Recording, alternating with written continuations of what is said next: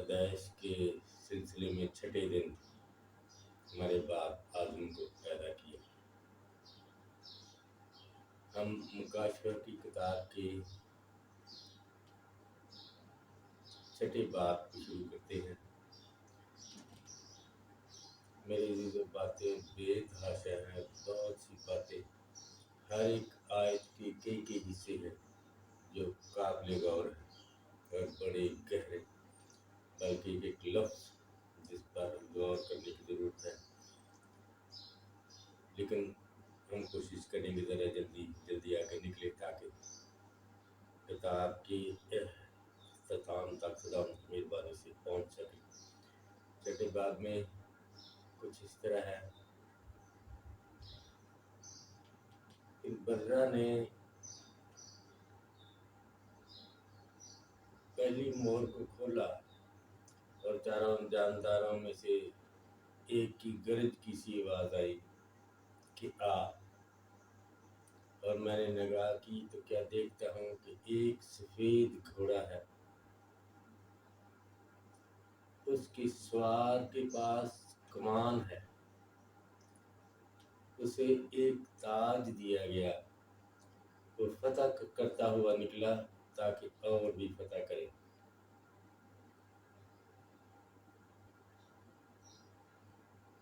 پھر اس نے دوسری مہر کو کھولا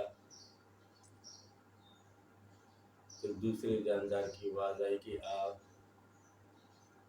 اور میں نے دیکھا کہ ایک لال رنگ کا گھوڑا نکلا جس کے پاس تلوار تھی،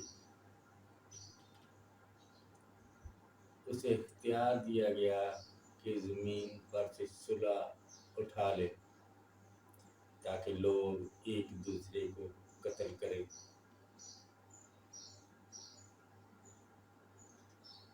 جب اس نے تیسری مہر کھولی تو تیسرے جاندار کی آواز آئی کہ آ، اور میں نے نگاہ کی تو کیا دیکھتا ہوں کہ ایک کالے رنگ کا گھوڑا ہے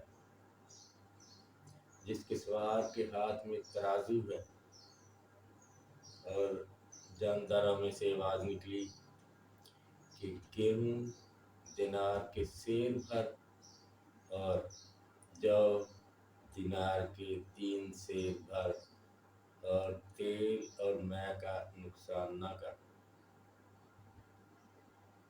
جب اس نے چوتھی مہر کھولی تو میں نے دیکھا کہ ایک زرد رنگ کا گھوڑا ہے جس کے سوار کا نام موت ہے، اور عالم روا اس کے پیچھے پیچھے ہے۔ انہیں اختیار دیا گیا کہ تلوار، کال، مری اور جنگلی درندوں سے 1/4 حصے کو قتل کرے۔ جب اس نے 5ویں مہر کھولی تو میں نے قربان گاہ کے نیچے ان کی روحوں کو دیکھا جو خدا کے کلام اور یسوع پر گواہی پر قائم رہنے کے سبب سے مارے گئے تھے۔ وہ بلند آواز سے چلا کر بولی، اے مالک قدوس اور برحق، اے مالک قدوس اور برحق، تو کب تک انصاف نہ کرے گا اور زمین کے رہنے والوں سے ہمارے خون کا بدلہ نہ لے گا؟ اور ان میں سے ہر ایک کو ایک سفید جامہ دیا گیا، اور ان سے کہا گیا کہ اور تھوڑی مدت انتظار کرو جب تک کہ تمہارے ہم خدمت اور بھائیوں کا شمار پورا نہ ہو رہے جو تمہاری طرح قتل ہونے والے ہیں۔ جب اس نے 6ٹھی مہر کھولی تو میں نے دیکھا ایک بڑا بھونچال آیا اور سورج کمل کی مانند کالا ہو گیا اور سارا چاند خون ہو گیا، اور آسمان کے ستارے زمین پر اس طرح گرے جس طرح तेज आंधी चलने से अंजीर के दरख्त के कच्चे फल गिर पड़ते हैं, और बादशाह और जोरावर फौजी सरदार और अमीर के जवान क्या बूढ़े, क्या गरीब, क्या अमीर, क्या गुलाम, क्या आजाद, सब पहाड़ों और गारों में जा चुके, और पहाड़ों और चट्टानों से कहने लगे, हम पर गिर पड़ो, और उसकी नजर से जब तख्त पर बैठा है और पर्रा के गजब से छुपा लो, क्योंकि उनके गजब का रोज़े ज़ीमा पहुंचा है, अब कौन ठहर सकता है। कलाम के पढ़े और सुने जाने पर खुदा की बरकत हो। यहाँ हम घोड़ों का जिक्र देखते हैं, 4 घोड़े। घोड़े का मतलब है कि घोड़ा दौड़ता है, फासला तय करता है। ये ज़माने हैं, वक्त, सदियां। तो हर एक बात पे बहुत गौर करने की ज़रूरत है। या फिर ज़मीन की बाबत बात हुई है, तज़किरा ज़मीन का हुआ, ज़मीन के रहने वालों से कब तक इंतकाम ना लेगा। 5वीं मोड़ जब खुलती है, इंतकाम की बात, ये भी बहुत काबिल गौर है। खुदा इंतकाम लेता है, ये समझने वाली बात है कि खुदा के इंतकाम का क्या मतलब है, क्योंकि बंदे और खुदा का क्या मुकाबला। वो गुनाहगार ही जितनी मर्जी गुनाह कर ले, खुदा को क्या फर्क पड़ता है, या उसकी खुदाई पे असरअंदाज कैसे और क्या कुछ हो सकता है।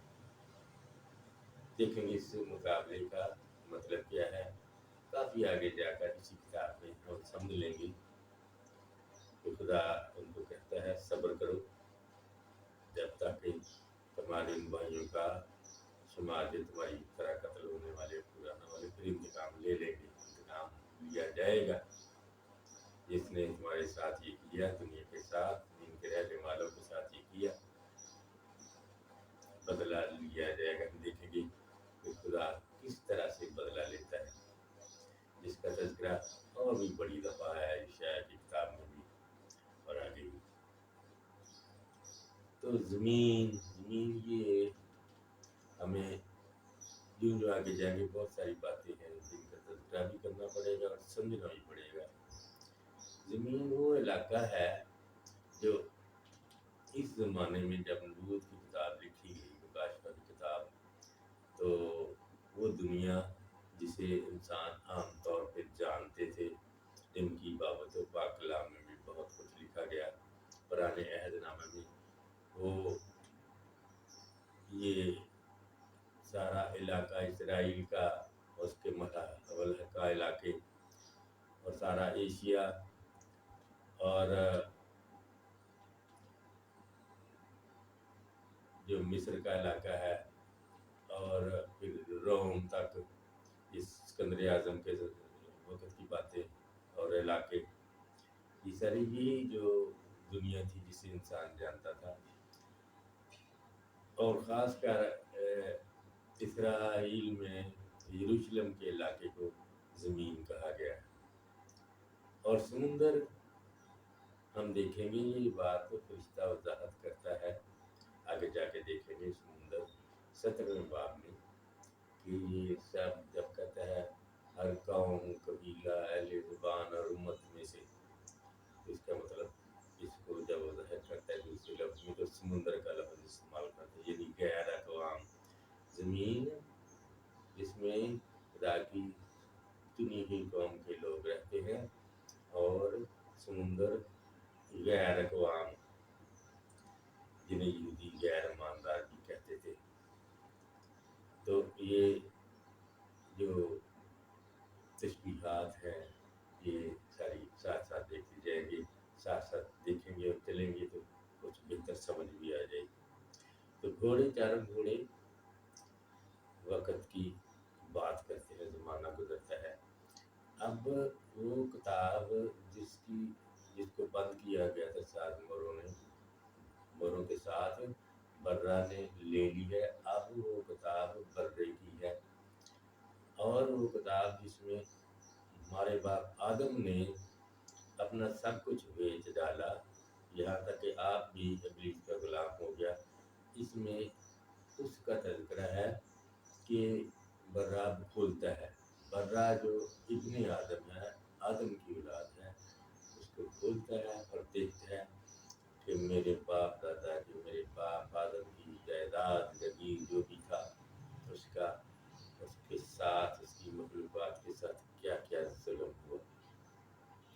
तो पहले हिस्सा को हम देखते हैं कि सफ़ेद घोड़ा है, उसके सवार के पास कमान है, उसे एक ताज दिया गया। ये ताज दिया गया यानी इख्तियार दिया गया, और ये ताज सोने का नहीं, क्योंकि आगे जाके ये हम देखेंगे जब सोने का ताज होता है तो ये खुदा की तरफ से पाक इख्तियार होता है। तो जैसे जो भी बुजुर्ग उनके सिर पर सोने के ताज थे, और वो ये अब ताज अपने सोने के ताज यानी इख्तियार खुदा के सामने ये कहते हुए अपने ताज उसके सामने जो तख्त पर बैठा है और अब्दुल्लाबाद जिंदा रहेगा, ये कहते हुए उसके सामने डाल देंगे कि तू ही ने सब चीज़ें पैदा की, तू ही तेरी मर्जी से थी और पैदा हुई। यानी सोने का ताज उनके पास है। लेकिन आगे जाके हम देखेंगे 17वें बाब में एक औरत को देखेंगे जो उस हैवान पर सवार है, उसके सिर पर भी सोने का ताज है, लेकिन वहाँ सोने के ताज पर दुनियावी हुकूमत जब फरिश्ता नबी को मुक़द्दस यूहन्ना पर ज़ाहिर करता है कि इसका क्या मतलब है। चलिए आस्ते आस्ते चलेंगे तो थोड़ी थोड़ी समझ बेहतर तौर पे आती रहेगी। अच्छा देखिए, घोड़ा तसव्वुर करते हैं हम, समझो ज़हन में आ सकती है वो सफ़ेद है, सफ़ेद घोड़ा है और सफ़ेद ही उसका वो भी होगा सवार भी। तो ये कुछ पाक फरिश्ता है जो मसीह खुदावंद है। मसीह खुदावंद जब ज़ाहिर होता है वो भी सफ़ेद घोड़े पे सवार आता है, हम देखेंगे 19वें बाब में। तो उसके पीछे और बहुत सारी बातें हैं। आसमानी लश्कर की फौजें सफ़ेद घोड़ों पर सवार, सफ़ेद पोशाक पहने हुए उसके पीछे पीछे। इसके पीछे कुछ भी नहीं, इसको एक सादा ताज दिया गया है, यानी इख्तियार, और वो फतह करता हुआ निकला ताकि और भी फतह करे।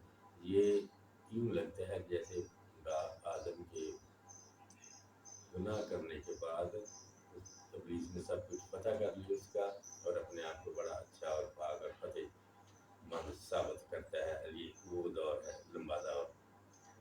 दूसरा हम देखते हैं लाल रंग का घोड़ा है, जिसमें इस गुजरे हुए ज़माने में बड़ी खूनरेज़ी हुई। इख्तियार दिया गया तलवार वाले को, घोड़े वाले को, यानी घोड़े की सवार को, कि ज़मीन पर से सुलह उठा ले। फिर ज़मीन का ज़िक्र, सुलह उठा ले ताकि लोग एक दूसरे को कत्ल करें। जब कत्ल करते हैं तो इंसानों की वो अकल खुदाई रहती नहीं। जब लड़ाई झगड़ा दंगे फसाद हर तरह की कारी झूठ फरेब सब चलता है, ये खुदाई अकल नहीं, खुदाई हिकमत नहीं, ये शैतानी हिकमत है। जैसा कि इस हिकमत के बारे में याकूब रसूल अपने खत में बयान करते हैं, 3 बाब में गालबन, तुम में से दाना और हकीम कौन है जो ऐसा हो अपने कामों को नेक चाल चलन के वसीला से उस हिलम के साथ ज़ाहिर करे जो हिकमत से पैदा होता है। लेकिन अगर तुम अपने दिल में सख्त हसद और तफरक रखते हो तो हक के खिलाफ न शीखी मारो न झूठ बोलो, क्योंकि यह जहाँ हसद और तफरका है वहाँ फसाद और हर तरह का बुरा काम होता है। ये हिकमत वो नहीं जो ऊपर से आती है, बल्कि दुनियावी, नफसानी और शैतानी है।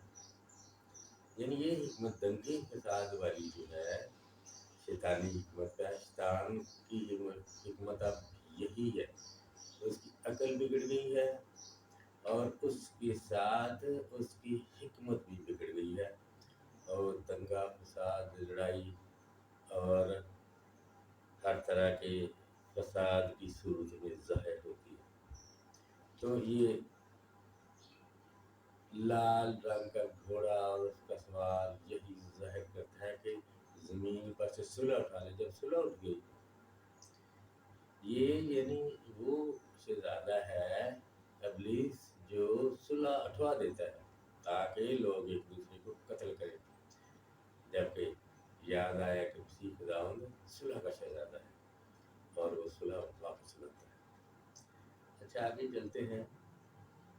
तीसरा घोड़ा, काले रंग का घोड़ा, उसके सवार के हाथ में तराजू है, यानी मापने के लिए हर चीज माप के मिलेगी, ज्यादा नहीं, परवानी से नहीं। जब काल पड़ते हैं दुनिया में तो भूख तो लगती है इंसानों को और जानवरों को, और जो कुछ फिर मिलता है वो जैसे मिलता है वो लेते हैं और खाते हैं, जैसे ही मिलता है। यानी हर तरह का बुरा, महज़ब, गैर महज़ब रवैया भी इस्तेमाल हो जाए तो खुराक हासिल करने के लिए इस्तेमाल किया जाता है। जैसे हज़रत यूसुफ के ज़माना में जब कहत पड़ा, खुदा ने हज़रत यूसुफ को हिकमत दी थी कि उसका मुकाबला करे और अनाज जमा कर ले। तो बाद में जब कहत पड़ा तो तोल तोल के उनको मिलता था। हर तरह की रकम इंसानों की खर्च हो गई थी, लेकिन भूख नहीं मिलती थी। इसी तरह ये काला घोड़ा, उसका सवार कहत को ज़हर करता है और कहता है कि गंदम, गेहूं दिनार के सेर पर और जौ दिनार के 3 सेर पर, यदि तोल तोल कर ये खाने वाली चीज़ें दे तो मिलेगी, इन कहत होगा, और तेरा मैं का नुकसान ना कर। खुदा का फजल वहाँ रहे और कुछ चीज़ें बाकी भी रहे। तेल का मतलब हम ले सकते हैं तेल और मैं, कि खुदावंद की बात रहेगी, बेशक वो वैसी ना हो जैसे मसीह के ज़माने में होने वाली हो।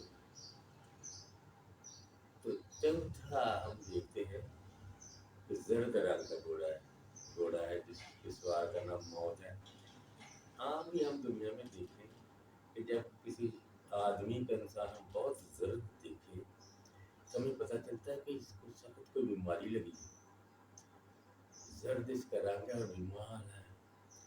इसे मुशाहबत ये दी गई है कि जर्द रंग का घोड़ा है और उसके सवार का नाम मौत है, यानी मौत ही मौत है। और आलम अरवाह उसके पीछे पीछे है। बड़ा तज़किरा हम आलम अरवाह का भी सुनते हैं। आलम अरवाह यानी हम कह सकते हैं कि जहाँ सब इंसानों की रूहें होती हैं। तो इस पे अब भी थोड़ी सी बात करते हैं, फिर भी करेंगे। मैं ये ख्याल करता हूँ कि इस पर ज़रा बेहतर तौर पे बात होनी चाहिए ताकि हम सारे मसीही इसको बेहतर समझ सकें, क्योंकि मुश्किल बातें हैं, गौर और फौज करने की बड़ी ज़रूरत होती है। तो आलम अरवाह वो मुकाम, वो जगह जहाँ सब इंसानों की रूहें जाती हैं। अच्छा मुकाम हो या बुरा मुकाम हो या दरमियानी हो, जो भी हो, वो आलम अरवाह ही है। तो असल में तो हम कहते हैं फलां शख्स की रूह उसमें से निकल गई, और जब कोई भी ऐसी बात हो तो हम कहते हैं कि रूह, इंसान की रूह ऐसी है, लेकिन असल में ये बात नहीं है। हम जो इंसान हैं, बंदा जो है, मेरा एक दोस्त है सैमुअल, दाढ़ी रखी हुई, बहुत अच्छा इंसान, उसका नाम सैमुअल है, दाढ़ी रखी हुई है, दरमियाने कद का है, बेहद है, बहुत पढ़ा लिखा है, तो कि ये सैमुअल मेरा दोस्त है। इस तरह हर एक दोस्त, साथी, रिश्तेदार, अजीज हैं। असल में सैमुअल वो नहीं जो हम देखते हैं कि दाढ़ी वाला है, बहुत अच्छा पढ़ा लिखा यानी कहता है, ये उसका जिस्म है। असल सैमुअल अंदर बैठा है, जिसे हम रूह कहते हैं।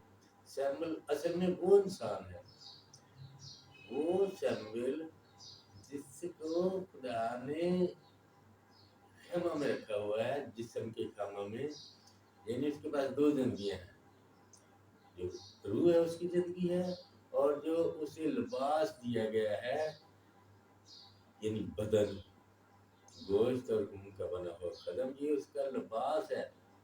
यानी ये खुदा की हिकमत, कुदरत ऐसी है कि उसने इस बंदे, मेरे दोस्त सैमुअल को जिस्म में जकड़ा हुआ है, कि जिस्म दिया है, कोई खेमा दिया है, ये एक ऐसा लिबास दिया है जिसमें से वो अपनी मर्जी के साथ निकल नहीं सकता। यानी सैमुअल वो बंदा है जो ऐसे जिस्म के अंदर बंद है, वो रूह नहीं। जैसे हम आम तस्वर कर बैठे हैं कि सैमुअल की रूह अंदर है, नहीं, रूह अंदर नहीं, बल्कि रूह के ऊपर जिस्म है, उसका खेमा है और लिबास है जो खुदा ने पहनाया हुआ है। ये भी बहुत आसान नहीं लगता इस बात को समझने, क्योंकि हमारे जहनों में किसी ना किसी तरीके से इस तरह की बात बैठी हुई है, लेकिन रसूल हमें सारे समझाते हैं, और बाकी अदब में भी ऐसा ही हुआ। रसूल समझाता है, पतरस मिसाल के तौर पर अपने खास में कहता है, दूसरे खाते में, और जब तक मैं इस खेमा में हूँ,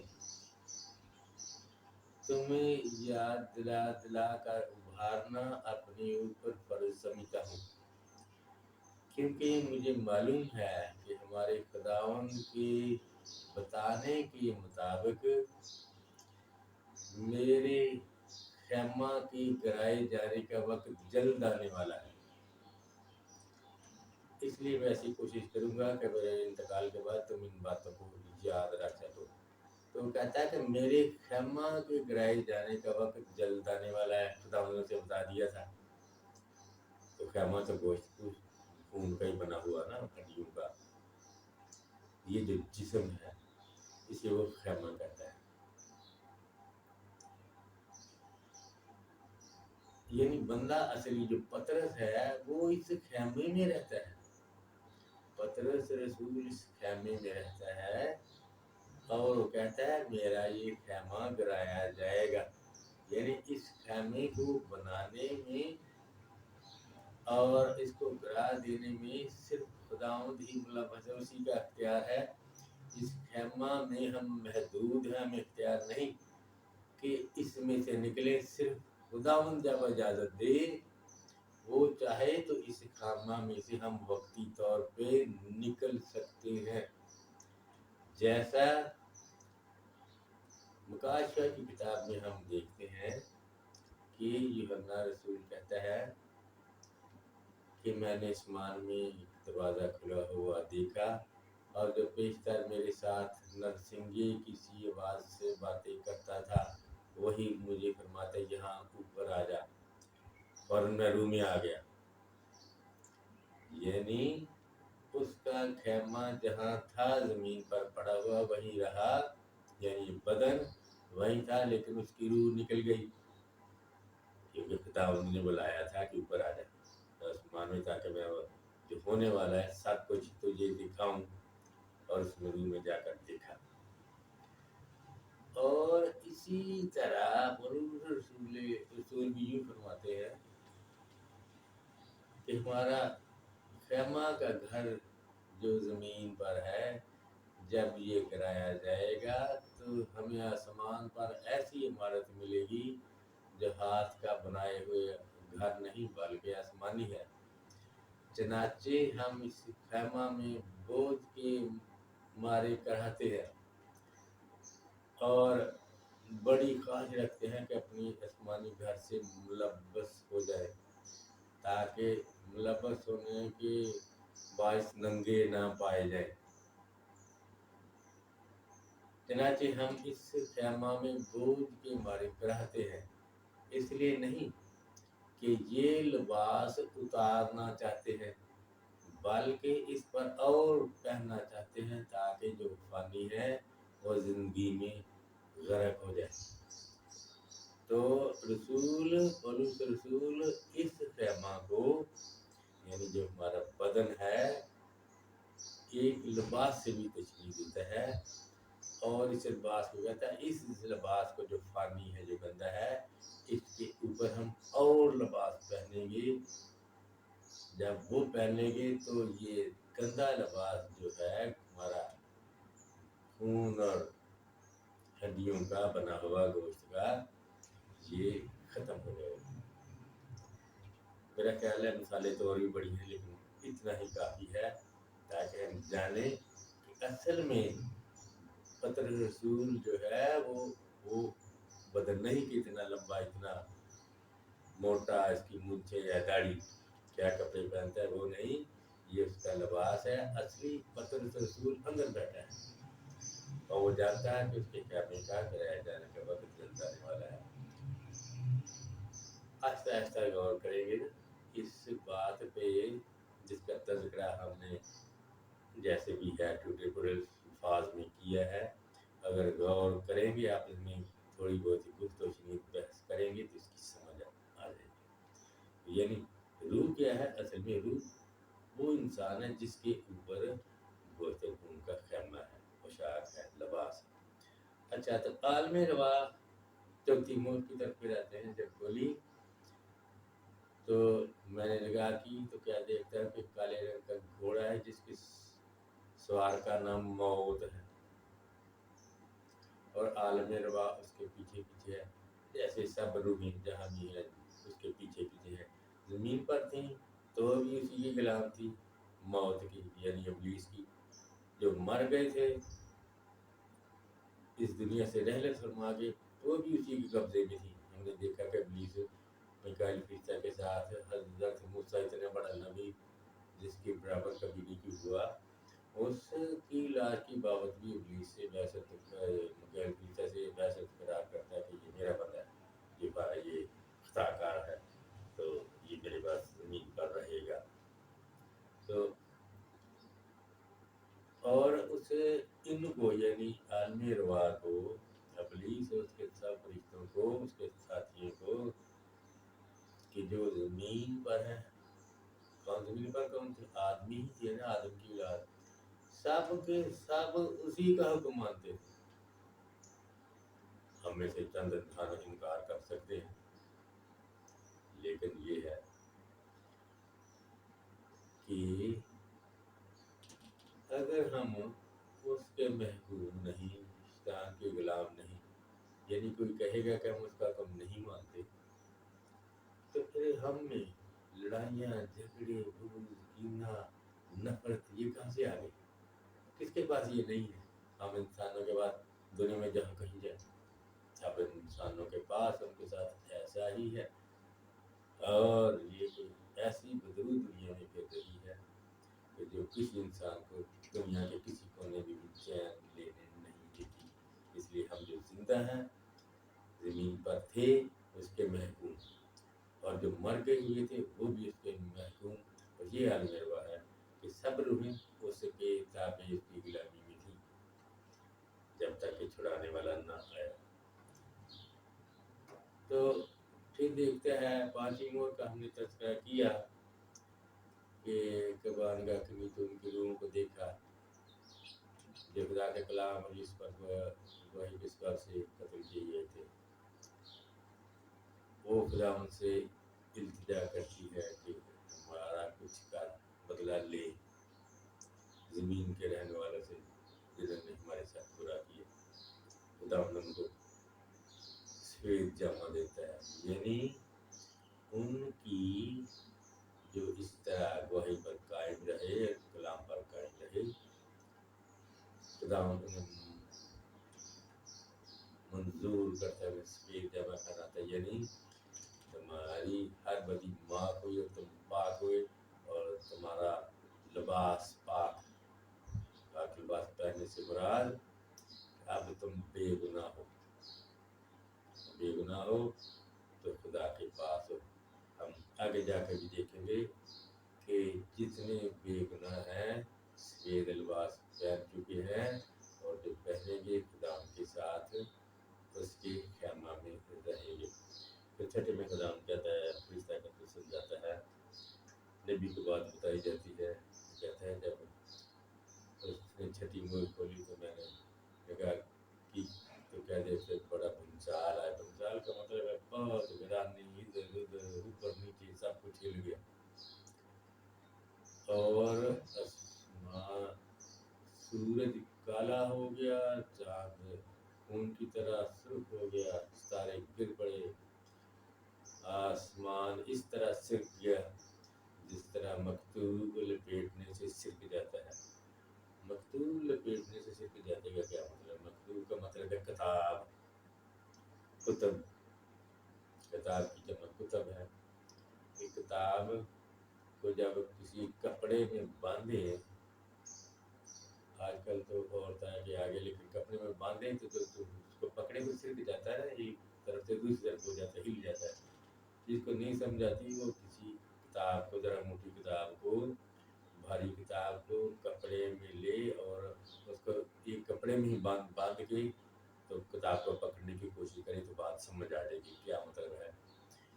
कि आसमान इस तरह सिरक गया जिस तरह मकतूब कपड़े में लपेटने से सिरक जाता है, यानी सूरज, चांद, सितारे, आसमान ये सब कुछ हिल गया और सब बादशाह, फौजी, सरदार, अमीर, गरीब, आजाद, गुलाम सब पहाड़ों चट्टानों में गिर पड़े, जा चुके और कहने लगे चट्टानों पहाड़ों के ऊपर गिर पड़ो, हम मर ही जाए क्योंकि हम उसका सामना नहीं कर सकते, उसके गजब से नहीं बच सकते। खुदा की नज़र से हमें छुपा लो और उसके गजब से जो तुम पर बैठा है, उसके बर्रा के गजब से छुपा लो क्योंकि उनकी गजब का रोज़े अजीम आ पहुँचा है, या अदालत का वक्त आ पहुँचा है। यह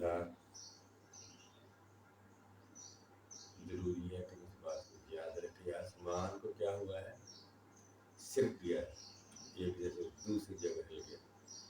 इसको याद रखने की जरूरत है क्योंकि आगे जाके हम पढ़ेंगे कि वो कहते हैं आखिरी बार 21 कि मैंने एक बड़ा श्वेत तख्त और उसको जो उस पर बैठे होकर देखा, आसमान और जमीन उसके सामने से भाग गए और उन्हें कहीं जगह ना मिली। लेकिन वो कहता भाग गए और उन्हें कहीं जगह ना मिली, रहे ही ना, बिल्कुल ही ना रहे। यहाँ क्या कहता है, आसमान सिरक गया यानी हिल गया, एक जगह से दूसरी जगह चले, लेकिन वहीं रहा। सूरज, चांद, सितारे की रोशनी से गिर पड़े, उनमें अंधेरा छा गया। ये आसमान उसका सिरक जाना, जो सूरज है उसका तब्दील हो जाना, यानी चमकदार सूरज से काला हो जाना, इसका क्या मतलब है। और चांद सुर्ख हो गया यानी वो रोशनी नहीं दे सकता, और सितारे भी गिर गए यानी वो रोशनी नहीं दे सकते। इसका क्या मतलब है, आगे आगे जो जाएंगे हम समझेंगे, क्योंकि इसका तज़किरा शायद नबी